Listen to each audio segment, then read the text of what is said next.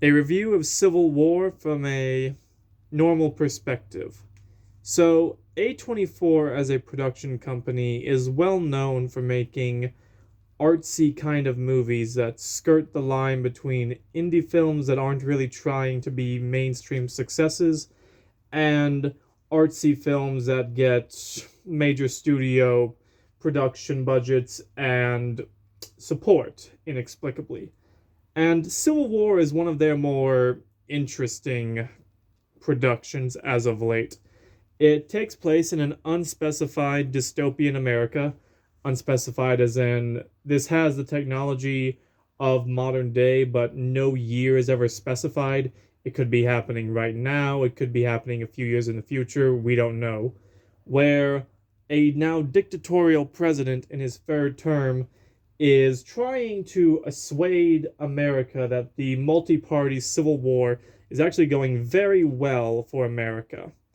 At the same time, four characters Lee Smith, Joel, Jesse, and Sammy, who are a gaggle of varying journalists, two somewhat hollowed out and professionals, one old timer and one complete wide eyed, I guess you would say, naive girl named Jessie, set out on a mission to be the first journalists to interview the president in more than a year. Although Sammy, the oldest one, mentions that they shoot journalists on site in DC. As they're trying to get to DC, it becomes a race against time as the Western forces and various other secessionist and rebel groups are trying to converge on DC at the same time.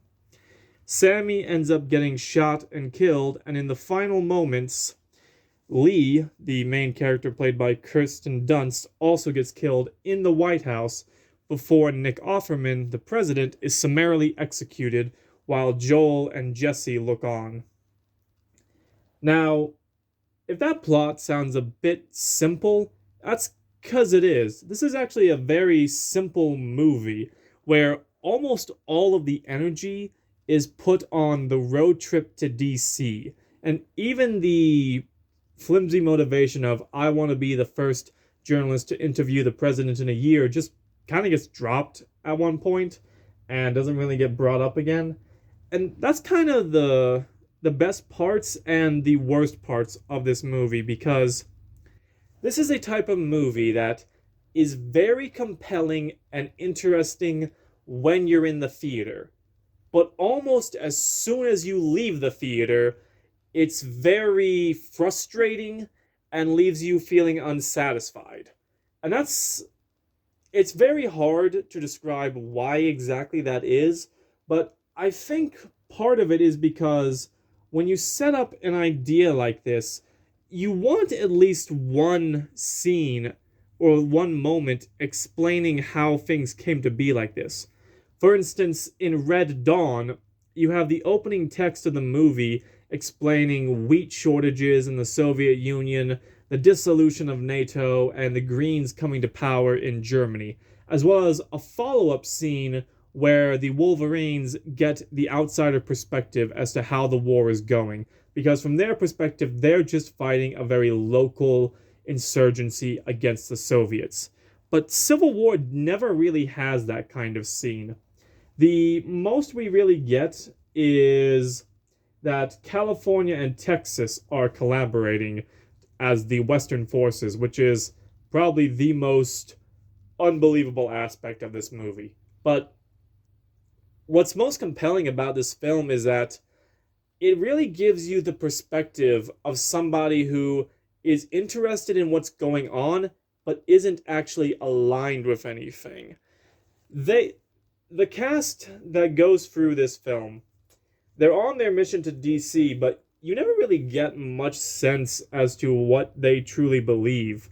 Sammy and Lee seem to greatly dislike the president, but were never given much of any real reason why.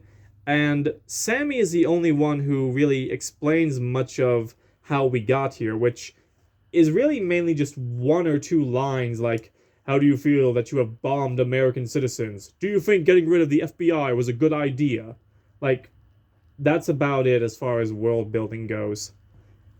Though it is kind of nice in that it's not beating you over the head with modern day politics.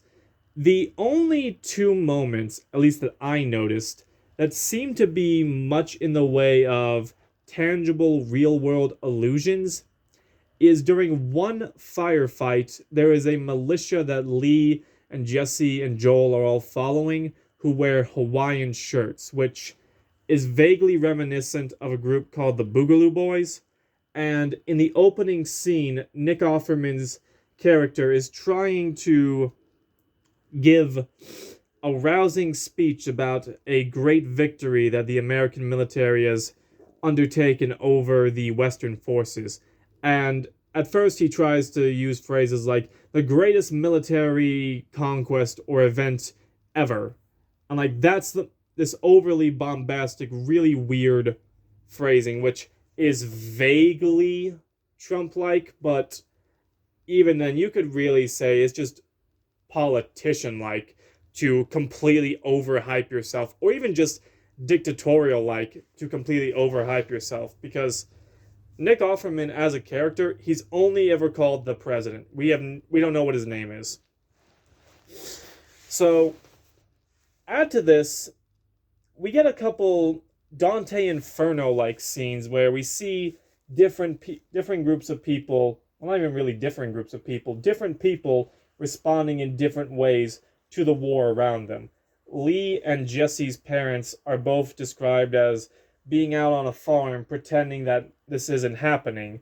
They ride through a town that has an idyllic, placid outlook, but Sammy motions to Lee that look up because there are men on the rooftops standing over them with guns ready to fire if they try anything. And Sammy makes a vague allusion to how this reminds him of the old days, which I assume meant like the violence of the old civil rights era. And in the final moment, we get a Western forces assault on the White House and a summary execution of Nick Offerman's president, but not before Lee gets killed in the crossfire because Jesse had to run out in the middle of a hallway during a firefight like an idiot. So, like I said, this movie gives you the kind of unaligned perspective from a civil war where you don't really care why it started, who's fighting, what their goal is. What you care about is seeing that the war ends. And that is it's an interesting and good perspective. But like I said, it's a odd perspective because in the theater it's very compelling. But as soon as you leave, you start asking questions that the movie will not give you an answer for. And that's probably the most frustrating part of this movie. Because while it probably would result in a lot of people going at each other's throats online over petty politics, this movie's world building is basically non existent. I I find fictional politics pretty interesting. Now, they can be very difficult to talk about in real life, depending on how subtle or not subtle the allusions to real life are. So, I can understand why a filmmaker might want to not include those, but if you're going to make a movie about America falling apart in a civil war, at least one or two scenes to kind of give more intel would be nice. Now, that's just generally my thoughts on the whole thing. I hope you enjoyed.